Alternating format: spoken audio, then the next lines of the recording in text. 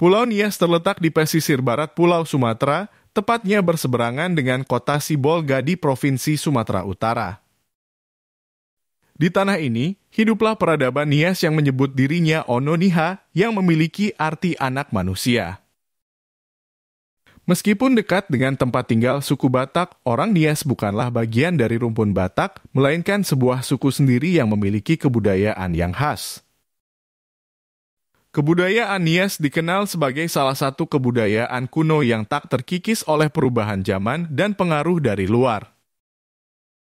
Mereka dikenal sebagai bangsa yang tak gentar, bahkan saat dihadapi dengan senapan dan mesiu penjajah. Inilah kisah Ononiha, mulai dari asal-muasalnya sampai dengan kemerdekaan mereka dari tangan penjajah.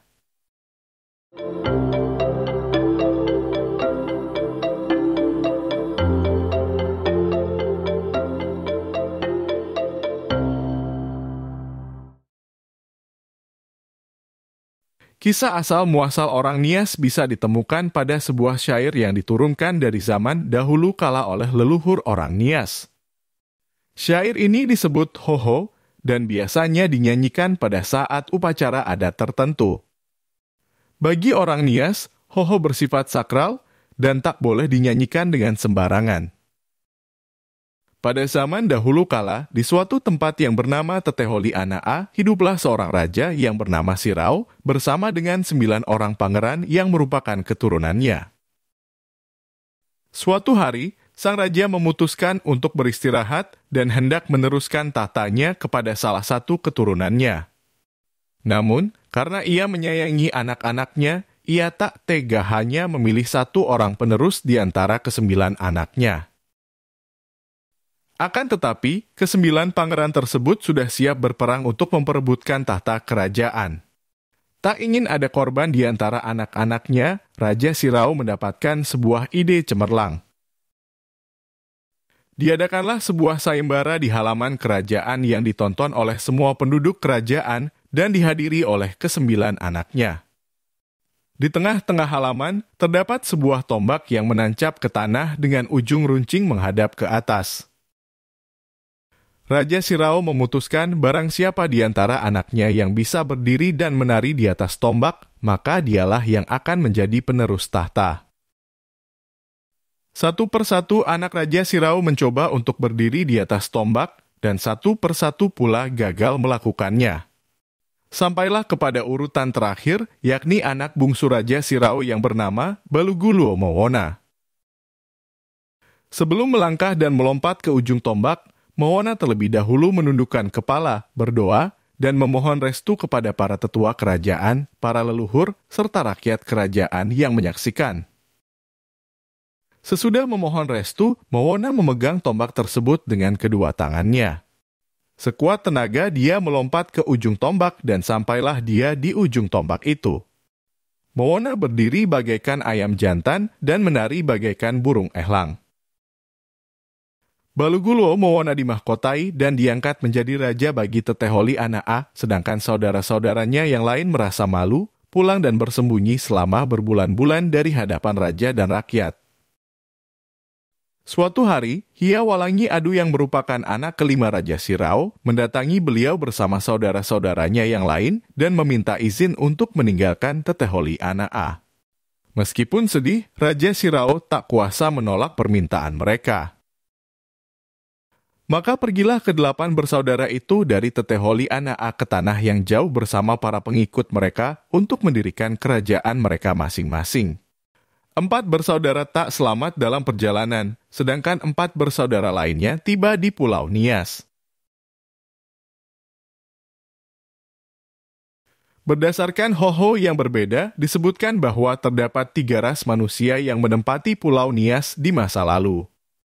Di antaranya ialah Onombela yang berkulit putih, Nadaoya yang berkulit hitam, dan Ononiha yang merupakan nama untuk orang Nias. Ras Onombela disebutkan juga hidup di atas pohon, mungkin mirip seperti orang-orang dari suku Korowai yang ada di Papua Nugini. Akan tetapi, catatan seperti berkulit putih memberikan petunjuk bahwa Onombela tidak berasal dari rumpun Melanesia. Sedangkan keberadaan ras nada Oya yang disebutkan tinggal di gua-gua dapat dibuktikan dengan ditemukannya tulang belulang manusia dan hewan beserta peralatan batu di Gua Togin Terawa. Hal ini sekaligus membuktikan bahwa tradisi lisan suatu suku, dalam kasus ini Hoho Nias, tak boleh diremehkan sebagai sumber sejarah yang valid. Ras nada Oya ini kemungkinan pernah hidup berbarengan dengan orang Nias, namun kemudian kalah bersaing dikarenakan tingkat teknologi yang lebih rendah dibandingkan dengan orang Nias. Ras nada Oya diduga hidup sebagai pemburu dan peramu, serta memanfaatkan alat dari bebatuan. Hal ini kontras dengan orang Nias yang paham cara bercocok tanam dan memiliki teknologi peleburan logam untuk dijadikan berbagai macam alat. Berbagai pengecekan DNA yang dilakukan pada orang Nias membuktikan bahwa mereka berasal dari rumpun Austronesia sama dengan orang aborigin Taiwan, Melayu, Filipina, Dayak, Hawaii, dan lain-lainnya. Seperti yang terpapar pada tabel di atas, orang Nias membawa penanda genetik OM119 yang merupakan penanda khas rumpun Austronesia.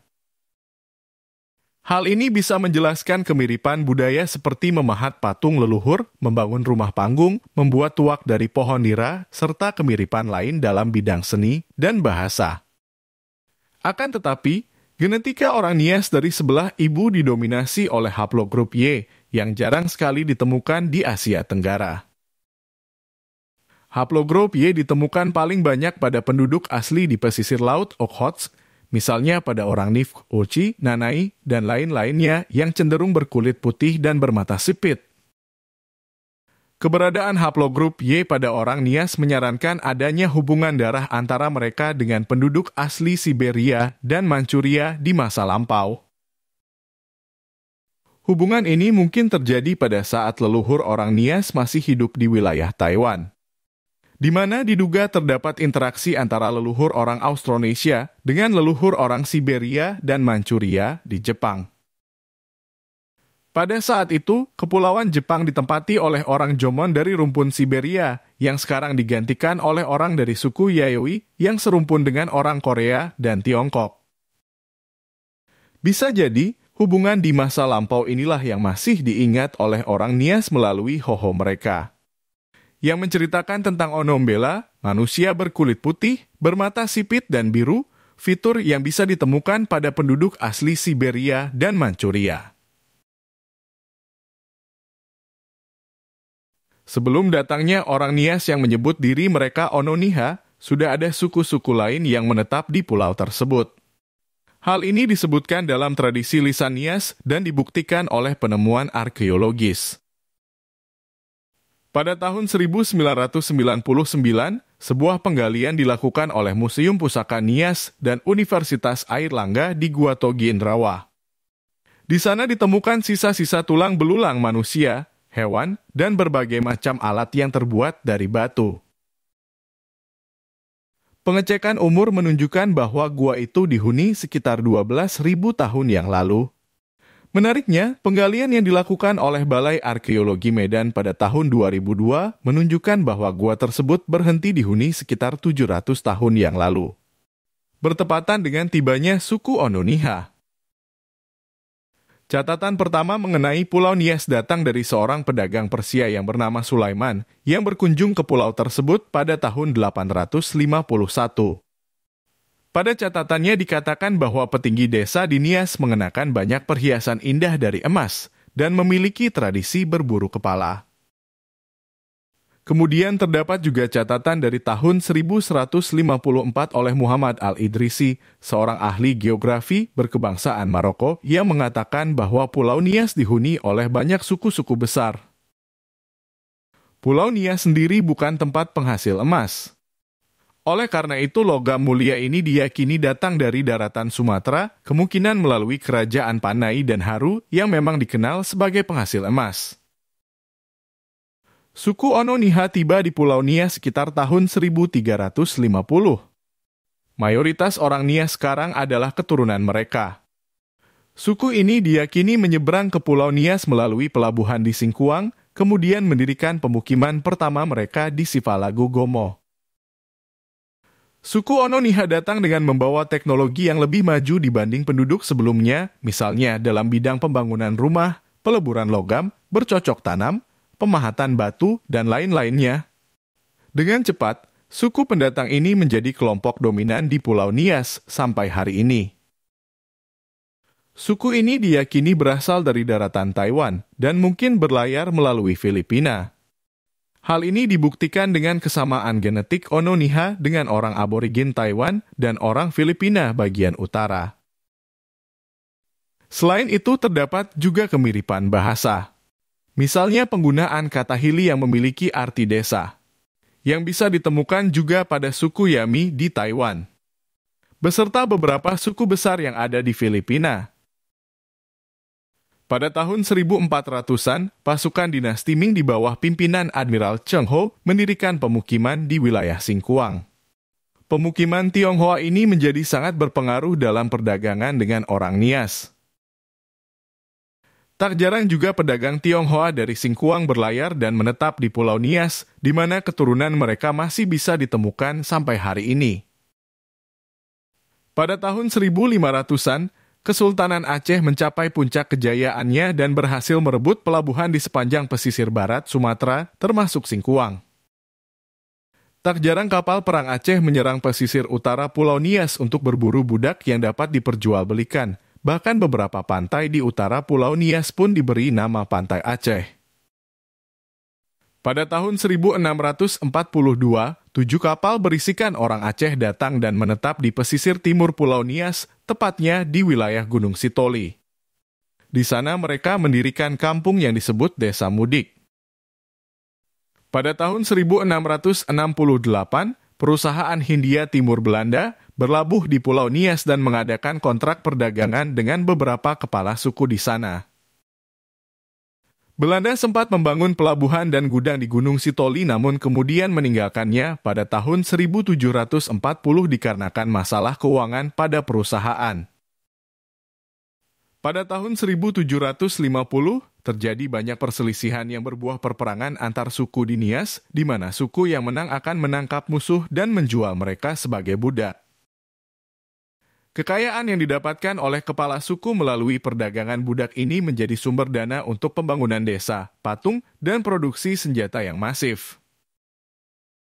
Pada tahun 1825, Belanda kembali ke Nias dan mendirikan benteng serta pos dagang di Gunung Sitoli. Kali ini, Belanda kembali dengan ambisi lebih dari sekedar berdagang. Pada tahun 1840, Belanda mencoba menaklukkan seluruh wilayah Nias dengan mengirimkan banyak pasukan dan membangun benteng di penjuru pulau. Akan tetapi, Belanda tak mampu bertahta atas Nias dengan kuasa yang terbatas pada sekitaran wilayah benteng saja.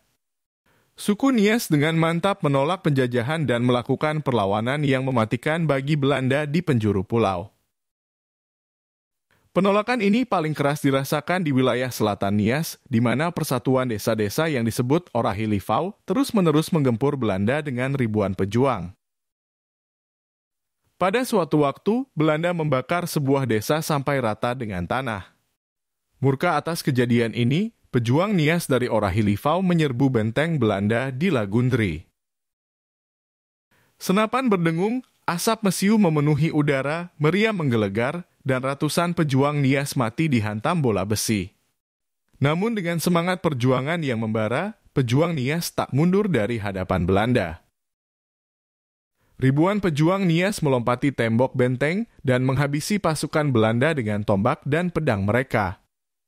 Putus asa, Belanda mundur dari benteng dan meninggalkan Pulau Nias. Belanda kembali pada tahun 1900 membawa teknologi yang telah berkembang pesat. Kali ini mereka kembali dengan senapan mesin, granat, dan ambisi untuk berkuasa penuh atas Nias. Meskipun begitu, mereka baru berhasil merebut Pulau Nias setelah 14 tahun. Tanah Nias menjadi salah satu wilayah terakhir di Nusantara yang berhasil dikuasai Belanda. Pada tahun 1945, Nias turut merasakan kemerdekaan dari genggaman penjajah. budaya Nias tak lepas dari sejarah pertempuran abadi. Hal ini menyebabkan Nias menjadi tanah kelahiran bagi salah satu masyarakat pejuang terbaik di Nusantara. Tiap laki-laki Nias dilatih dari muda untuk terbiasa menggunakan perisai, pedang, dan tombak. Mereka juga dilatih untuk bergerak dengan lincah, melompat tinggi, bersuara lantang, dan tak gentar melawan musuh. Tak tanggung, pada zaman dahulu, seorang pemuda desa barulah dianggap laki-laki apabila berhasil berburu kepala musuh dan membawanya ke hadapan kepala desa. Tradisi ini disebut Mangai Binu, mirip dengan tradisi mengayau pada orang Dayak. Tiap-tiap pejuang Nias dilengkapi dengan tombak yang disebut toho, pedang yang disebut balato atau telegu, dan perisai yang disebut baluse. Namun terdapat juga persenjataan lain, misalnya si euli yang hanya ditemukan di Nias Utara dan perisai sederhana yang ditemukan di Nias Barat. Bukan hanya itu, seorang pejuang Nias juga dilengkapi dengan baju jirah yang disebut oroba. Bahan paling kuno untuk membuat oroba adalah kulit buaya yang kemudian digantikan dengan logam. Ada juga baju jirah yang dibuat dari anyaman iluk yang disebut baru lemaa. Semua itu kemudian dilengkapi dengan helm tempur yang disebut takula tofao. Helm ini biasanya dibuat dari bahan logam dan dihiasi dengan ornamen-ornamen seperti tanduk yang bertujuan untuk mengintimidasi musuh dan menandakan keagungan seorang pejuang. Nias memiliki tradisi dan kebudayaan khas yang tidak sama dengan suku bangsa di sekitarnya. Beberapa peneliti seperti Mahdi dan Nothofer berhipotesis bahwa orang Nias merupakan penyintas terakhir dari sebuah kelompok budaya Austronesia yang ada di masa lampau. Beberapa tradisi kuno orang Nias seperti penyembahan leluhur dan berburu kepala menghilang setelah masuknya modernisasi dan agama dari luar.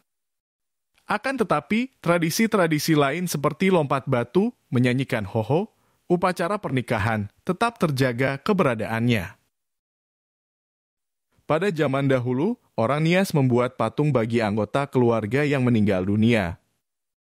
Mereka mempercayai bahwa roh leluhur yang meninggal akan menetap pada patung tersebut dan dapat memberikan bantuan bagi orang yang masih hidup. Patung adu satua dibuat berdasarkan leluhur dari keluarga laki-laki, sedangkan patung adu nuwu dibuat berdasarkan leluhur dari keluarga perempuan. Pada zaman dahulu, orang Nias akan melaksanakan upacara molehe adu, yakni semacam pemujaan roh leluhur. Suku Nias juga memiliki tradisi berburu kepala di masa lalu. Kepala manusia digunakan sebagai pelengkap untuk upacara pernikahan, pendirian batu megalit, pendirian rumah adat, pengesahan hukum adat, dan lain-lainnya. Akan tetapi, tradisi ini sudah tidak ditemukan lagi di Nias berbarengan dengan masuknya ajaran Nasrani yang melarang tindakan tersebut. Salah satu wujud tradisi Nias yang khas adalah upacara lompat batu yang disebut hombo batu. Pada zaman dahulu, upacara hombo batu diadakan sebagai upacara penerimaan seorang lelaki muda untuk menjadi pria dewasa dan seorang pejuang bagi suku Nias. Lompatan ini dilakukan tanpa alas kaki terhadap susunan batu setinggi 1,8 sampai dengan 2,2 meter. Lompatan ini dilakukan sebagai teknik pertempuran bagi pejuang Nias di masa lalu untuk melewati pagar benteng musuh. Kemudian ada pula hewan babi yang merupakan hewan ternak paling penting di Nias. Hal ini terjadi dikarenakan tidak adanya kerbau ataupun sapi di sana. Babi digunakan dalam semua upacara adat, baik itu upacara penegakan hukum, pembangunan rumah adat, upacara kelahiran anak, pemberian nama, dan lain-lainnya. Tapi ada juga hewan yang tak kalah penting, atau lebih tepatnya patung hewan, yaitu harimau. Di masa lalu, orang Nias Selatan membuat patung berbentuk harimau, kemudian mengangkatnya dan mengaraknya mengelilingi desa. Menariknya, orang Nias Selatan tidak pernah melihat harimau asli dikarenakan ketiadaan harimau di pulau tersebut. Akibatnya, patung harimau yang dibuat terlihat lebih seperti kucing besar dengan taring panjang. Upacara ini sempat dihapuskan saat Belanda masuk ke Nias. Akan tetapi, baru-baru ini upacara serupa kembali diadakan untuk tujuan pelestarian budaya lokal. Orang Nias juga memiliki kebiasaan mengunyah pinang sirih sama seperti banyak kebudayaan lain di Asia. Tradisi ini disebut manavo yang dibuat dari daun sirih, kapur, gambir, tembakau, dan pinang. Pada saat akan menyambut tamu kehormatan, orang Nias akan memberikan sirih dalam tas anyaman indah yang disebut bola navo. Sayangnya, berdasarkan penelitian yang dilakukan oleh Badan Penelitian Kanker Internasional, mengunyah pinang sirih dapat meningkatkan resiko kanker mulut sampai dengan 9,9 kali lipat. Pada kasus seperti ini, masyarakat suku dihadapi dengan suatu dilema. Mengubah adat istiadat yang ada dari zaman dahulu, atau mengikuti penelitian modern yang didasarkan pada fakta dan data. Rumah tradisional di Nias adalah salah satu rumah adat dengan teknologi tertinggi di dunia. Rumah-rumah ini dibangun tanpa menggunakan paku dan memiliki kemampuan menahan gempa jauh lebih baik daripada rumah modern. Rumah-rumah adat di Nias dibangun seperti halnya benteng kecil dan berdiri tinggi di atas tanah. Hal ini dilakukan untuk tujuan pertahanan dikarenakan pertempuran yang selalu terjadi di masa lalu suku Nias. Sayangnya, pembangunan dan perawatan rumah adat terbukti lebih mahal dibanding rumah modern yang sederhana. Hal ini membuat pembangunan rumah adat semakin langka di Nias. Akan tetapi, masih banyak rumah-rumah adat yang terawat dan berdiri kokoh, terutama di wilayah Nias Selatan, salah satunya di Desa Orahilifau. Elemen-elemen kapal dan perahu menjadi bagian penting dalam seni arsitektur rumah adat di Nias. Hal ini mungkin berkaitan dengan tradisi lisan Nias yang mengatakan bahwa leluhur mereka turun dari kapal bersama dengan rumahnya.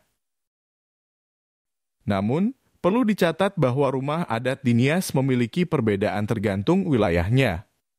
Di Nias Selatan rumah dibangun berjejer dan menempel dengan tetangga, sedangkan di Nias Tengah dan Utara rumah dibangun terpisah-pisah. Akan tetapi, terdapat fitur-fitur serupa yang bisa ditemukan pada semua rumah adat di Nias.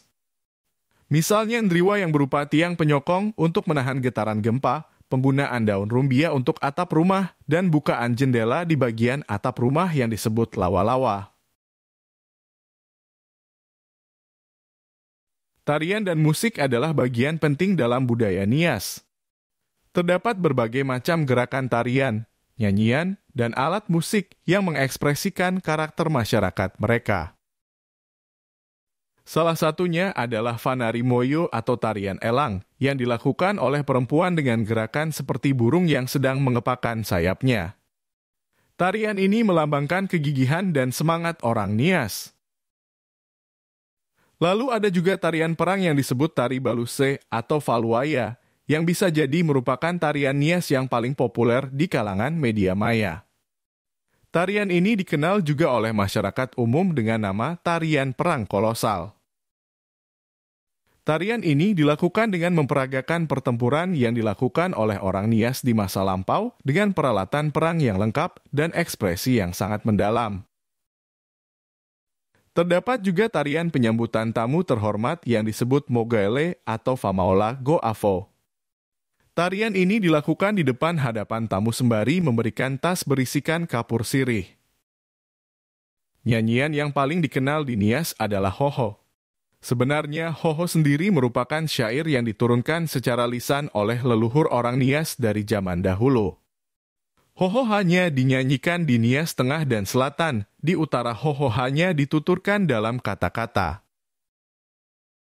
Suku Nias juga memiliki berbagai alat musik seperti doli-doli, lagia dan raba, gondra, fondrahi, sigulewo, dan lain-lainnya. Terima kasih teman-teman sudah mau belajar sejarah bersama Historia Mundi. Jangan lupa like, comment, dan subscribe. Sampai bertemu lagi di video selanjutnya.